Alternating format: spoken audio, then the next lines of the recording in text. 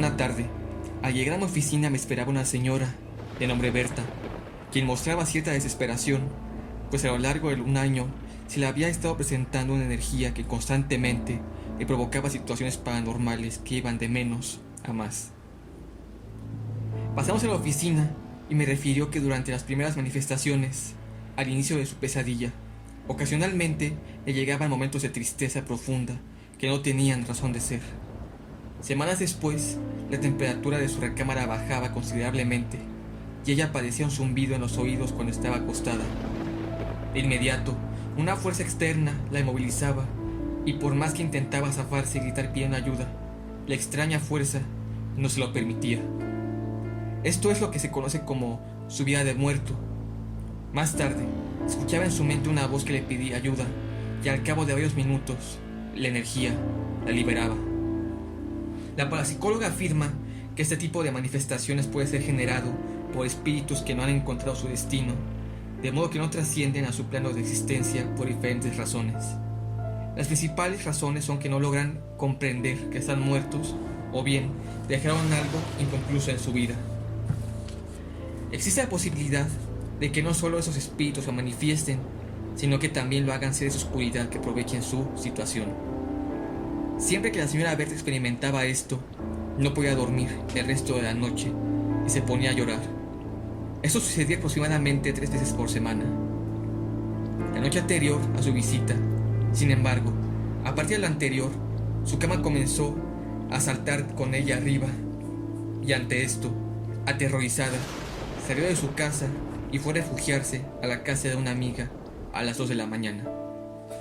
Berta, una viuda acaudalada que vivía con su hijo, toda su vida se había demostrado que vivía escéptica ante lo sobrenatural y se negaba a aceptar lo que ocurría.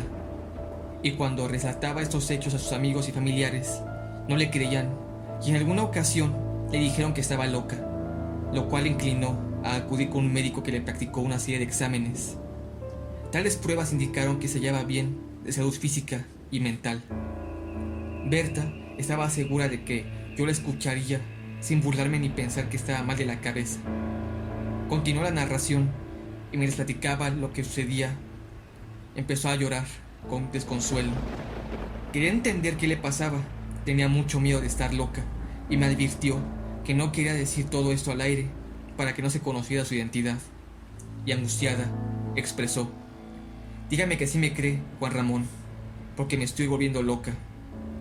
Le indiqué que se calmara. Fuera esto lo que fuera, solo se solucionaría si ella permanecía serena. Una vez que se calmó, me dijo que en ocasiones escuchaba la mano peluda y que acudía a mí porque tenía necesidad de que la escuchara a alguien y comprobaran que lo que estaba viviendo era real. Así escaparía de la angustia que le provocaba pensar que pudiera sufrir un trastorno mental. Casi me suplicó que la acompañara en ese momento a su casa para que me cerciorara de que había algo extraño ahí y de que lo que me había referido no eran mentiras. Además, debía sacar ropa y otras cosas porque no estaba dispuesta a quedarse una noche más en su casa. La amiga con la que había pasado la noche se había negado a acompañarla porque tenía mucho miedo. Su chofer, después de enterarse de lo que ocurría, no se atrevía a entrar a la casa y su hijo se hallaba de viaje por razones de trabajo. Para más, las 2 sirvientas habían renunciado al trabajo por los temores que le despertaba la situación que la señora estaba viviendo. Al verla tan desesperada, dejé lo que estaba haciendo y la acompañé. Abordamos su lujoso coche y en el camino indagué acerca de las creencias religiosas de la señora. Me dijo que sentía mucha devoción por el Maestro Jesucristo, pero que rara vez hacía oración. Le repetí lo que en el programa tantas veces había mencionado el pastor Guaso acerca de la fuerza de la fe y la oración. Me indicó que ni siquiera tenía una Biblia, así que de camino pasamos a comprar una y le propuse que al llegar iniciaríamos la oración de los Salmos 91 y 121. En la medida que crecía su fe, concluí, la horrible pesadilla se extinguiría. Llegamos a una enorme residencia en una de las colonias exclusivas de la ciudad. Al entrar, encontramos a su hijo, que había adelantado el regreso de su viaje. Berta lo abrazó y entre lágrimas le platicó lo que le había ocurrido la noche anterior. y acabó suplicándole que nunca la volviera a dejar sola. Luego me presentó con él y le expliqué que posiblemente el espíritu de una persona muerta por homicidio, accidente o suicidio, y que se hallaba sometida por seres de oscuridad o por alguna causa, no había encontrado la luz.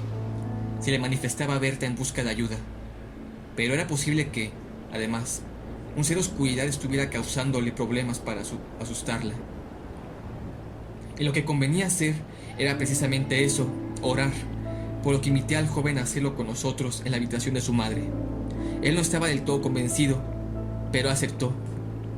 Nos dirigimos a la habitación de Berta, que iba preocupado porque no sabía qué encontraríamos en ese cuarto. Subíamos cada vez más tensos la escalera que conduce al primer nivel. Yo estaba orando para que Dios nos protegiera, cuando sentí claramente que alguien me tiró del pie y caí 3 o 4 peldaños. A la vez, Berta y su hijo dieron un grito espantoso. No sé qué me impresionó más, que me hayan jalado el grito o la caída. Afortunadamente, el accidente no me causó lesiones. Me incorporé y me di cuenta de que una cruz bendita que siempre traigo en el cuello, pues había roto la cadena. La tensión creció en mí, pues estaba seguro que alguien me había tirado del pie, y ese alguien tal vez no deseaba que entrara a la recámara. Me preguntaron si estaba bien y respondí que sí, pero nunca les dije por qué me había caído. Si Berta o su hijo leen este libro, sabrán que inventé la del tropezón para que no se alarmaran, pero en verdad el temor estaba en mí y oré con más fe. El joven mencionó que mejor nos esperaría en la sala, supongo que el miedo, y Berta lo recriminó. No, tú dices que no crees en esto, ¿verdad? Y hasta me dijiste que estaba loca, pues ahora nos acompañas para que te convenzas de que hay algo en este cuarto, y por fin creas cuanto te he dicho desde hace mucho tiempo. Y el joven no tuvo más remedio que acompañarnos.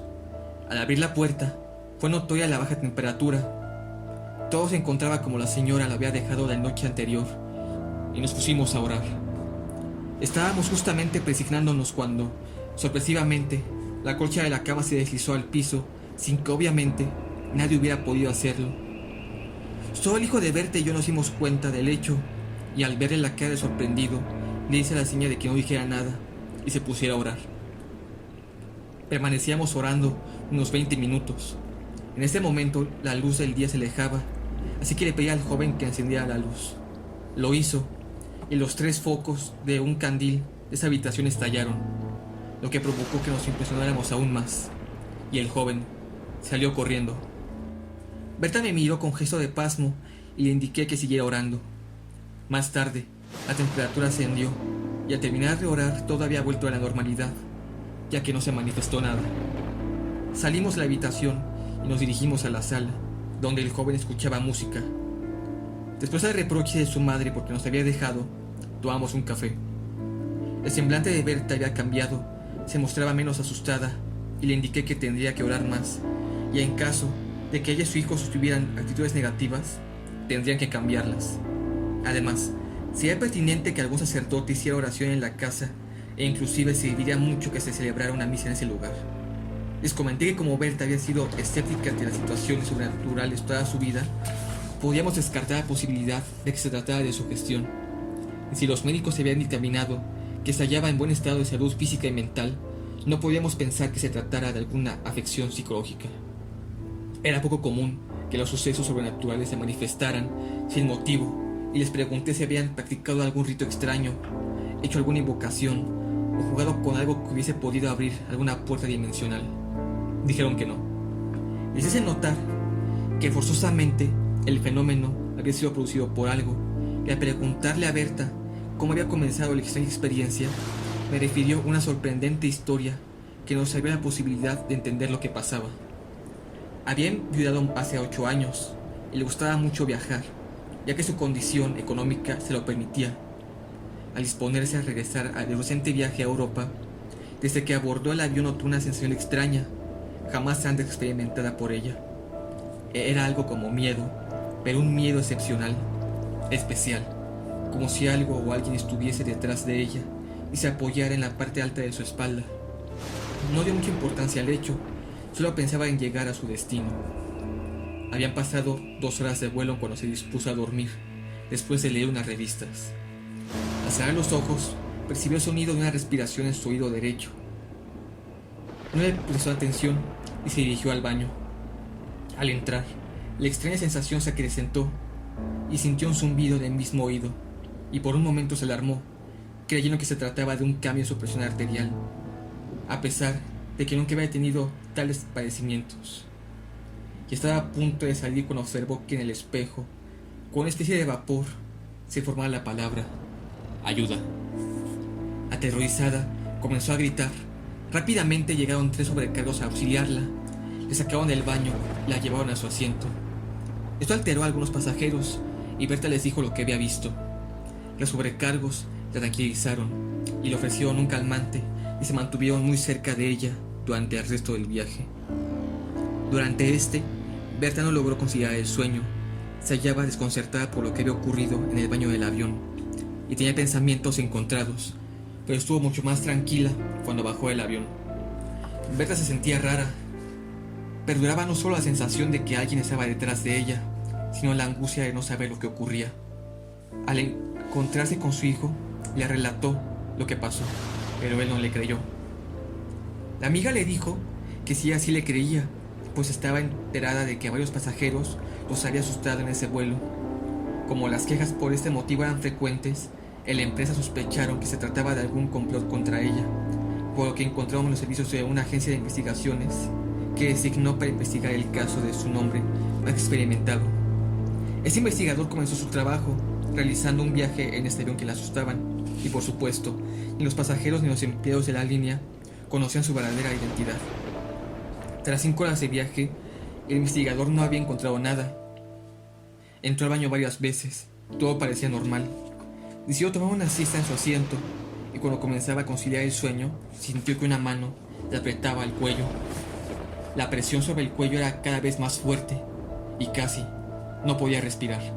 Intentó gritar y su garganta solo salieron gemidos que llamaron la atención de los pasajeros que se hallaban cerca. Inmediatamente pidió la asistencia de los sobrecargos, quienes pensaron que el hombre sufriría de un infarto. Rápidamente le aflojaron la ropa y al descubrirle el cuello se dieron cuenta de que la impresión de una mano delgada y alargada ejercía presión sobre esa parte del cuerpo. No podían hacer nada y los pasajeros se alarmaron. El hombre estaba muy pálido y a punto de perder el conocimiento. Repentinamente la presión cesó y el hombre sufrió un ataque de tos. Al recuperarse, platicó a los sobrecargos que había algo intentado estrangularlo y no entendía qué pasaba en ese avión. Lo calmaron, le ofrecieron una bebida y el hombre llegó a su destino, sumamente impresionado. Esta persona prefirió ocultar su agencia la experiencia que había pasado en el avión, por temor a que lo juzgaran de loco y pudiera perder su empleo y terminar su carrera de 20 años en una situación tan ridícula. Realizó un informe en el que aseguraba haber encontrado normal todo ese avión. Después de 2 meses, la empresa del área seguiría recibiendo gran cantidad de quejas. Los pasajeros y muchos empleados aseguraron que ese avión espantaban. Convocaron una junta y uno de los ejecutivos, de origen cubano, manifestó ante el consejo que se trataba de una situación sobrenatural y propuso que uno de los parapsicólogos investigara el caso. Esto originó la burla general de los ejecutivos, pero él defendió su posición y dijo a la junta que él absorbería los gastos si aprobaban su moción, y finalmente fue concedido el permiso. Semanas más tarde, 3 parapsicólogos se evocaron a la investigación y detectaron que el avión se encontraba infestado de seres de sombra que tenían sometidos a varios espíritus de personas que no habían encontrado la luz. Entraron en contacto con las almas y les preguntaron que por qué se encontraban alojadas en ese avión.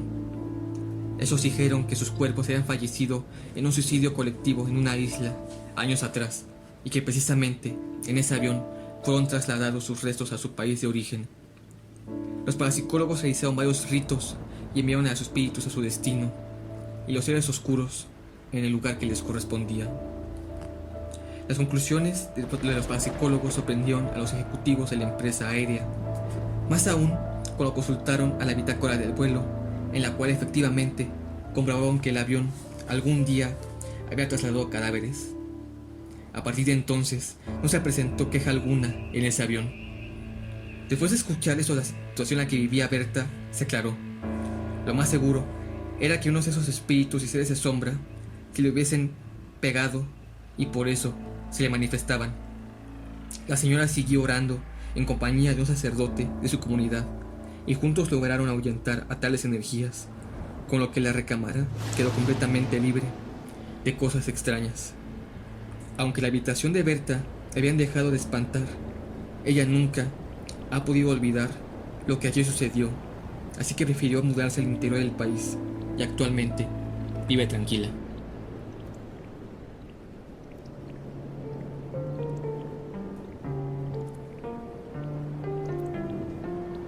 ¿Qué tal, octámbulos? ¿Cómo están? Espero que les haya gustado esta historia obtenida del libro de Juan Ramón Sáez, Las historias ocultas de la mano peluda. Muchas gracias por apoyar tanto este canal en los últimos días, de verdad se agradece muchísimo. Y por favor, si no lo están, suscríbanse, activen la campanita de notificaciones. Y si quieren, comenten algo aquí abajo en los comentarios, que a todos les responderé. Recuerda que yo soy el Dr. Búho y te quedaste en la dimensión octámbula. Hasta la próxima.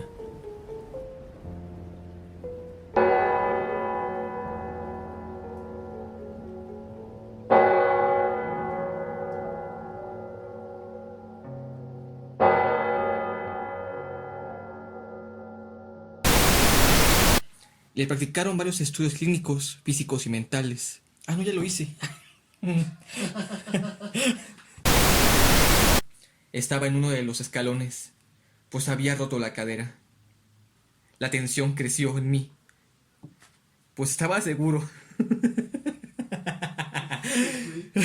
Ay, qué pena.